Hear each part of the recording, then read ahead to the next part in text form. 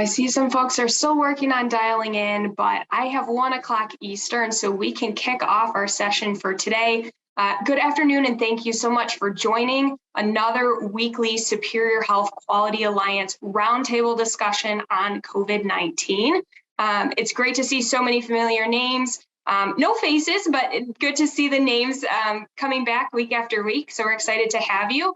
For those of you who I have not yet met, my name is Kelsey Ostergren, and I am joined by my co-leads, Kim and Jerry. And we, again, are just excited to offer these sessions on a weekly basis as a way to just highlight some different aspects of COVID-19 vaccination and disease management.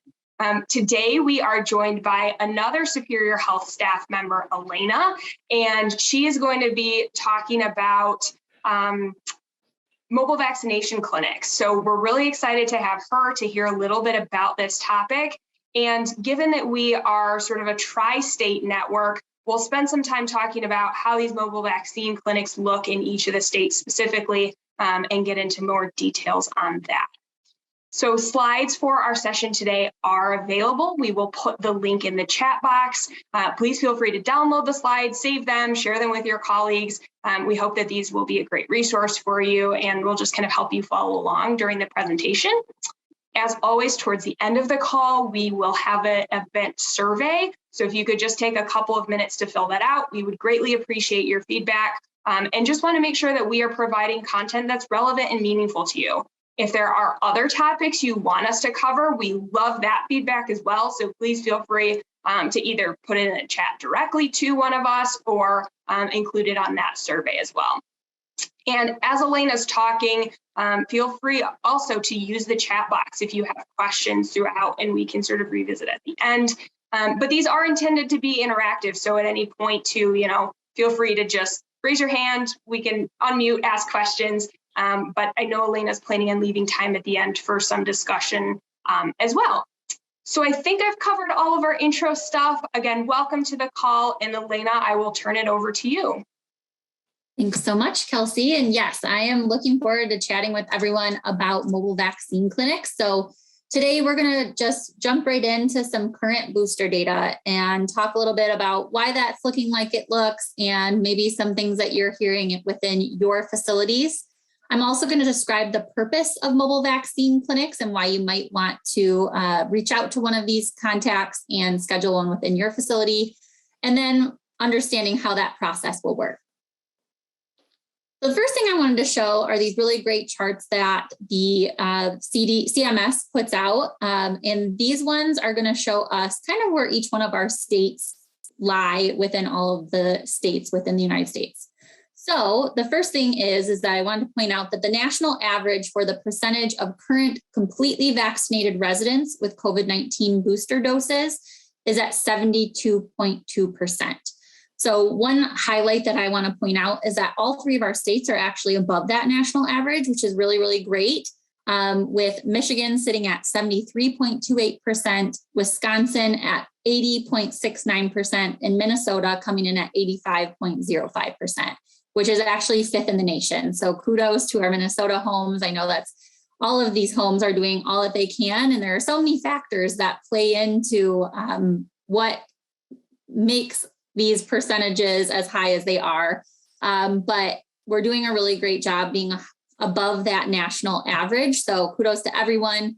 But one thing I wanted to kind of ask, what has made this, as you'll see on the next slide, easier than getting staff vaccinated or boosted, and what types of things do you think will continue to see all of these numbers rise over time? Are there residents within your facility that are kind of holding off, or maybe they're just becoming eligible? Anything like that that you want to share within the chat for us right now, and we'll revisit those in just a second as we talk about what's happening within the staff. So on the flip side, with our staff booster data, this is the percentage of current completely vaccinated staff with COVID-19 booster doses per facility. So again, you can see our three states highlighted at the bottom there of that chart, and the national average is 38.9%. Two of our three states are above that average. with Minnesota coming in at 41.78% and Wisconsin coming in at 42.7%. Unfortunately, Michigan is a little bit beneath that. We're still probably increasing that over time. I know there are lots of staff members who didn't get their primary vaccine series until the vaccine mandate came into play. So we'll likely continue to see those numbers grow as well. One thing I did want to ask in particular about these numbers, we see that between Michigan and Wisconsin, there's about a 6% difference there. So what do you think is happening in Wisconsin that's kind of giving them that edge, or Minnesota too? It's about the same there, 6%. What do you think is happening differently between those states that's causing these differences? And similarly with our resident rates, while they're pretty close, I mean, they're all above the national average, there's still these pretty big discrepancies between Michigan and the other states. Are there anything in particular that are happening in Michigan that might be causing those differences in those rates that anyone can think of? And you can feel free to unmute yourself as well if you'd like. And if you're joined by phone, you can do that by pressing *6.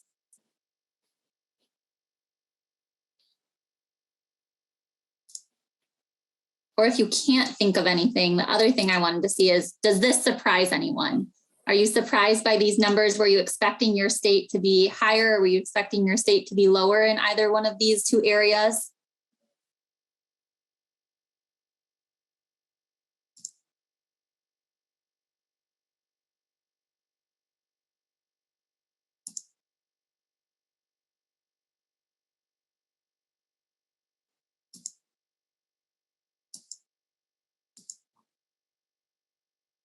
All right, well, you can continue to think on it and you can pop things in the chat and we can revisit them in a little bit.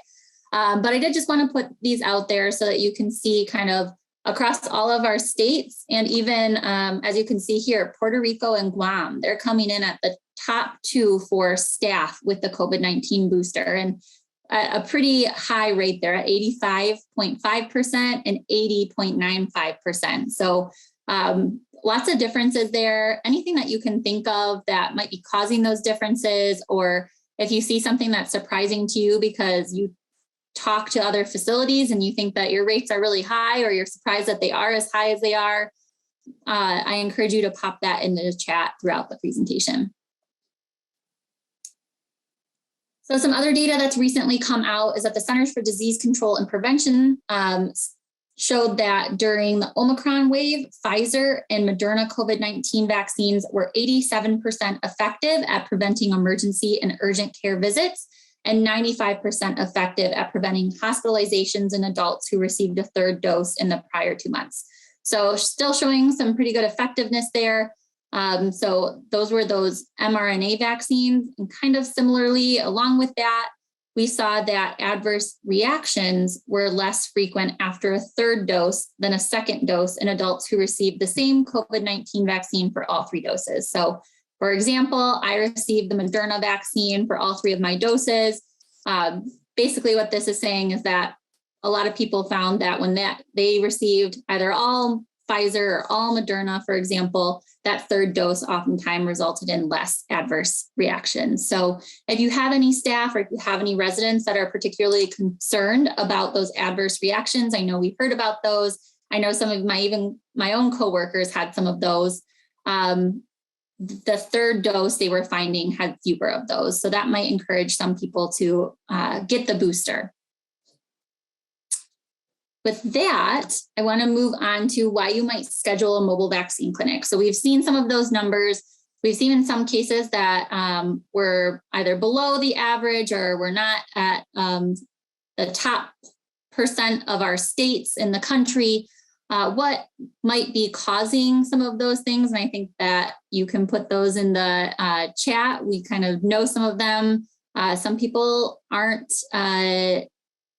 encouraged enough to get the vaccine. There is a lot of misinformation out there and things like that. And I know all of our facilities within our 3 states definitely do a lot of education about these and try to break down that misinformation, but it's really difficult. So as soon as you do have a group of staff members or residents who are interested in getting the vaccine or the booster, we want to make sure that you have the supplies and the access that you need to be able to get them boosted or vaccinated. So why schedule a mobile vaccine clinic? So that they can increase vaccination and booster rates.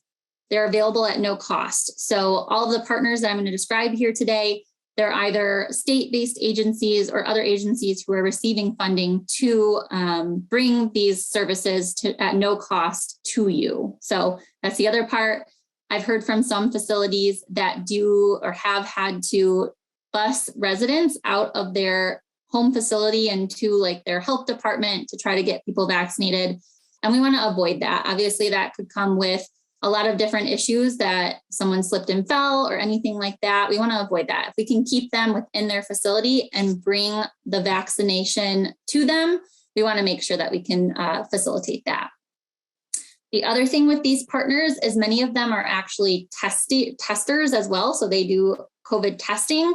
So they are willing to come into your facility, even if there is an outbreak, an active outbreak, to vaccinate those who are not actively ill. So they have proper protection, they have PPE, they have all of those things that they could come into your facility and protect those who are not actively ill, and make sure that we kind of avoid any further spread of those outbreaks. They are also able to schedule a timely clinic. So we are reaching out to nursing homes on a weekly basis. And I know we hear a lot that, yeah, we have another clinic scheduled, but it's not until like a month from now. And I know sometimes it takes that long to gather consent forms and things like that.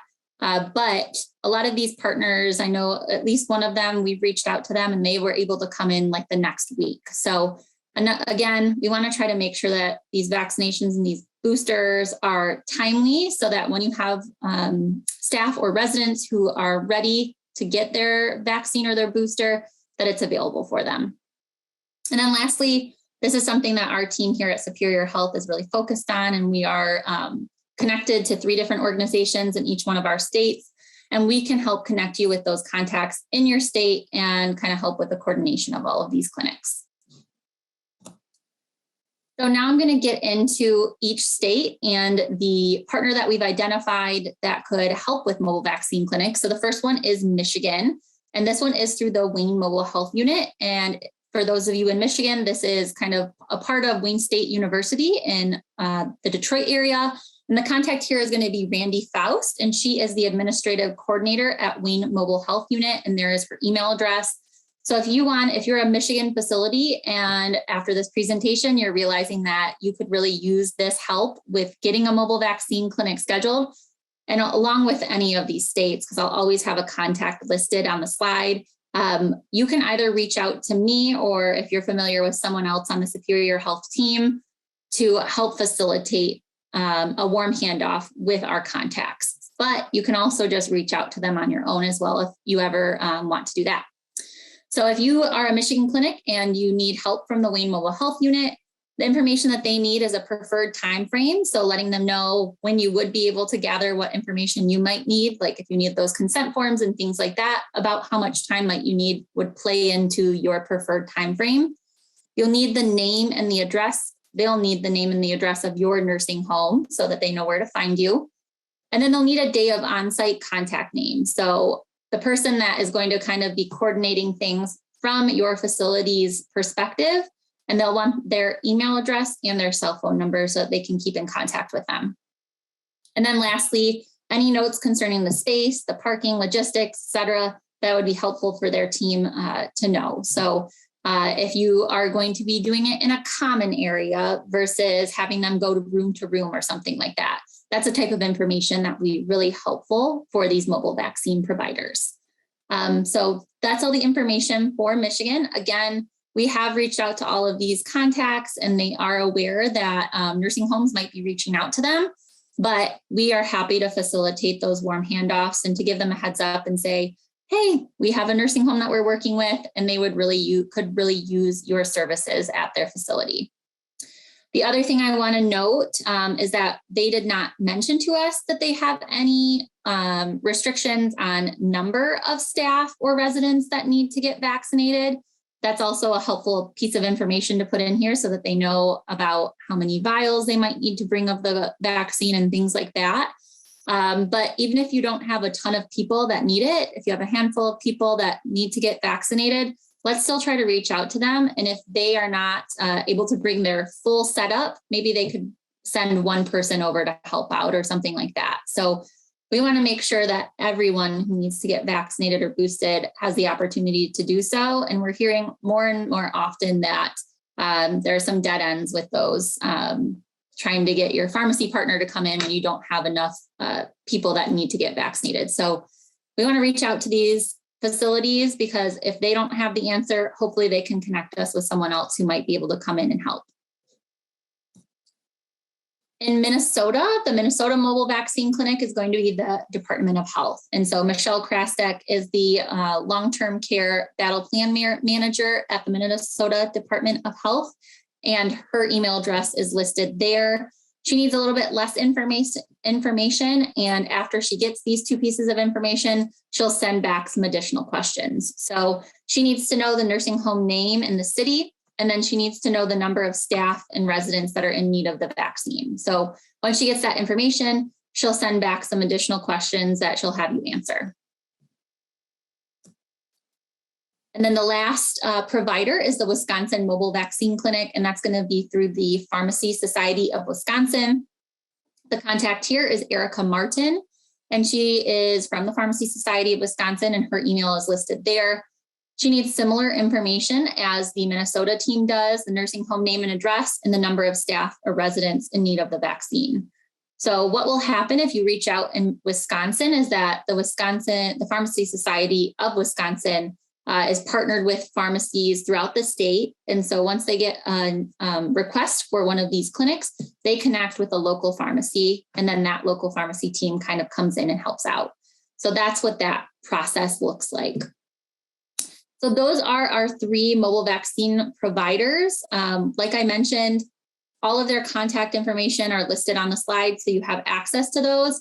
But the Superior Health team is more than happy to make those warm handoffs, since we have reached out to all three of these contacts and have met with them and let them know that nursing homes are in need of these types of services.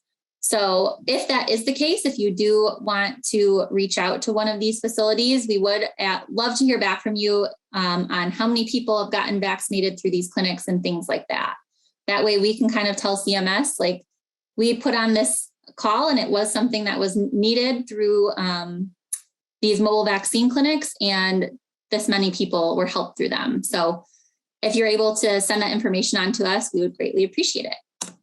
With that, I'm going to ask Kelsey to load up a couple polling questions for us. So the first one here is, do you plan to reach out to your state contact to set up a clinic?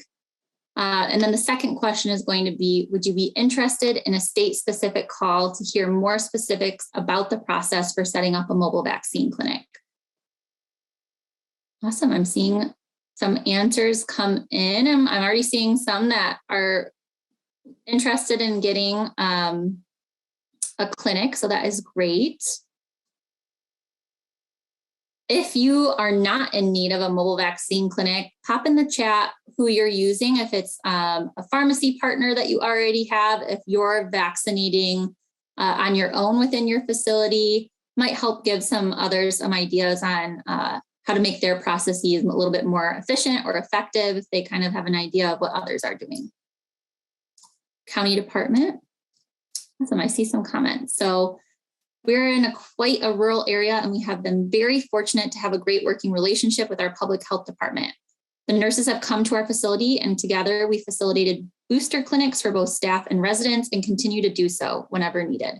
That said, there has been a fair amount of hesitancy with employees regarding booster doses. Yeah, well, I'm really glad that you have that relationship with the public health department. I'm hearing that more and more frequently. I know everyone probably had those relationships with the pharmacy programs when the initial vaccine rollout plan happened.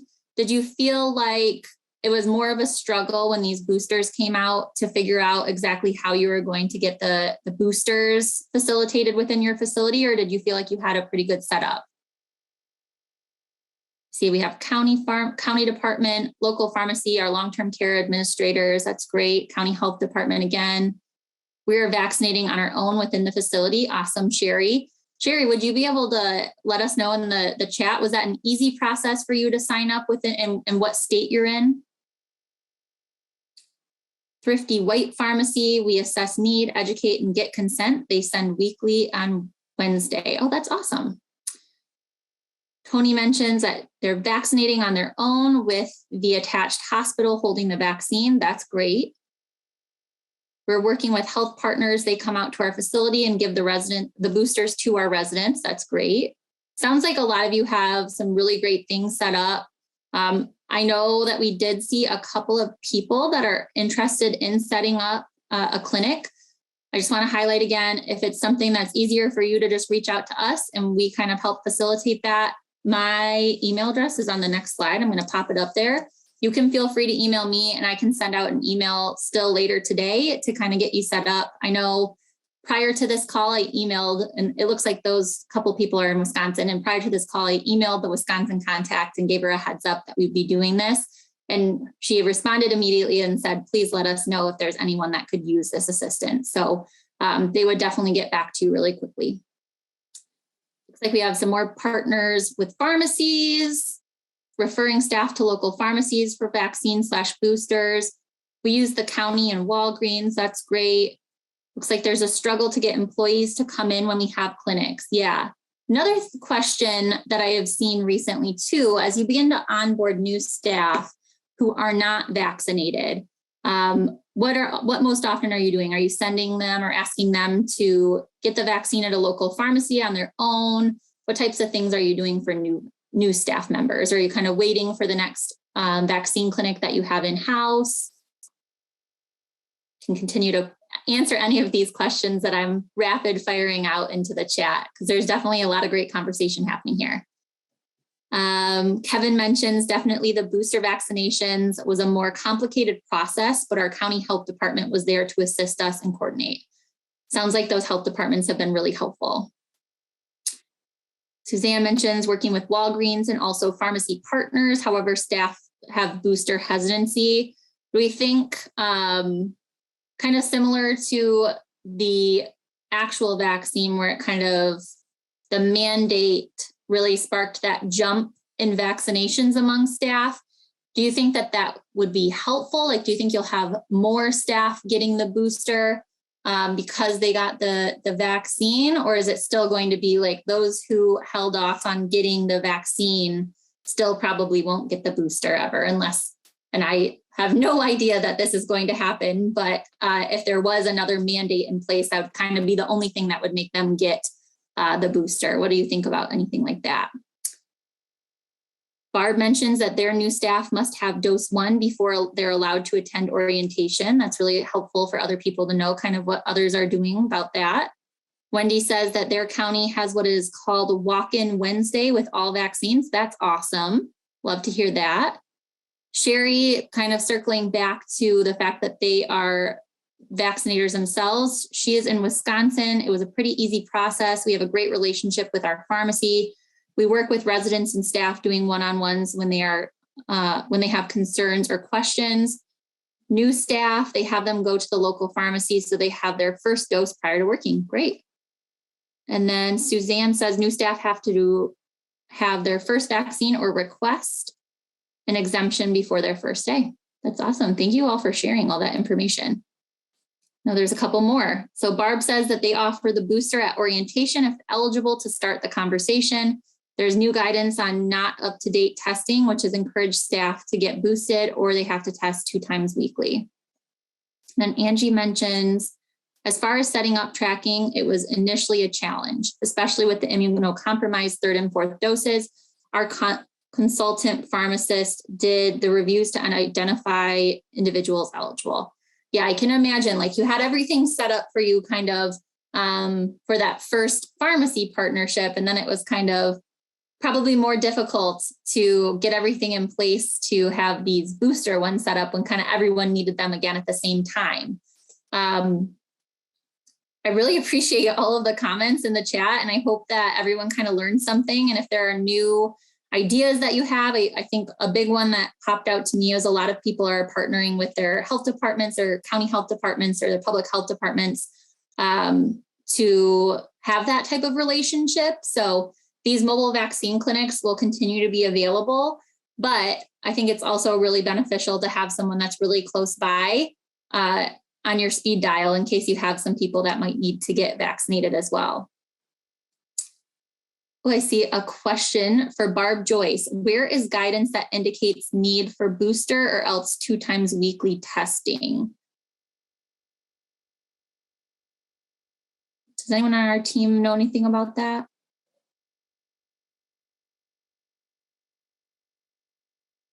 Or Barb, were you referencing the primary vaccine series?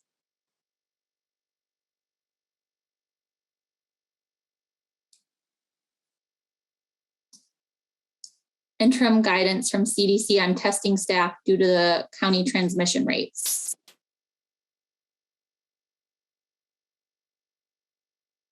We'll have to peek, and if we can find some that guidance, we can pop it either in the chat or make sure that we have it ready for our next call next week.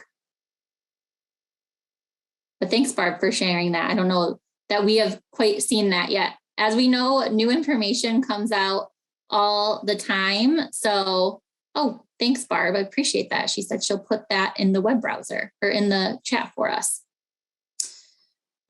But I appreciate you bringing that up. And Tony, good catch. And I'm glad that we can kind of clarify that. And Barb, thank you so much for sharing. That's exactly the type of thing that we want to kind of do on these calls, because it's really difficult to keep up with all of this while you're trying to keep up with your normal operations within your facilities.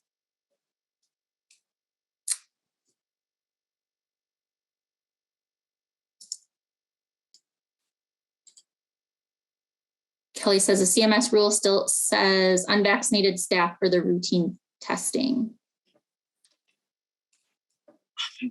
Thanks, Barb. I can pull this up.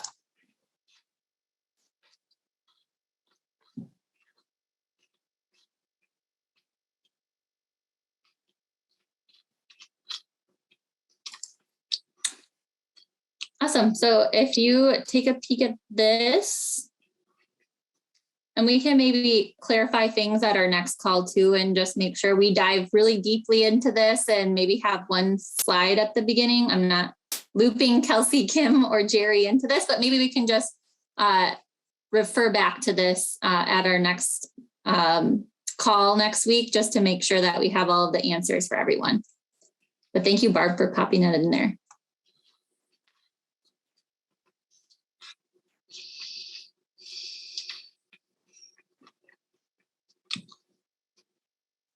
I see that we put the evaluation link in the chat. So if you would be willing to take that for us, let us know what other types of content we can cover in the future.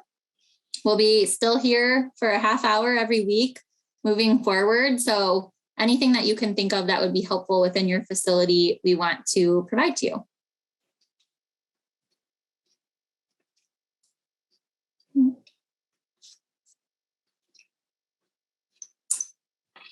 Hi, Sherry. Yes, I'm going to repost the slides down below for anyone who might have joined just after the top of the hour.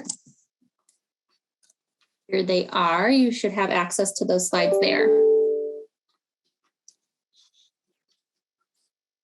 And again, oh, go ahead, Kelsey. No, Elena, thanks so much for providing that overview of mobile vaccine clinics. The conversation in chat was fantastic. So I really appreciate you moderating that, and for everybody on the call for sharing what's been going on locally. And really great to hear about all the partnerships, both with pharmacy and, local and state county health departments as well. So thank you all for your time, for your engagement in the call today. As Elena mentioned, both the evaluation for our event today as well as the slides, both of those are in chat.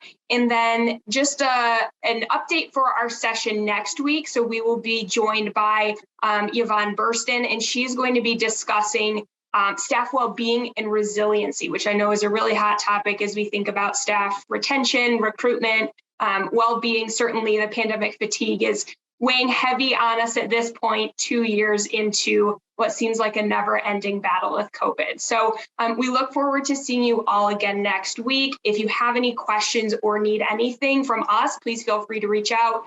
And as Elena offered as well, if you need anything specific on the mobile vaccine clinic front, she really has been leading the way for our team on this. So don't hesitate to reach out to her. And we're happy to help however we can. So with that, we will close our call for today. Thanks again for joining. It's great to see you all, and we will see you next week.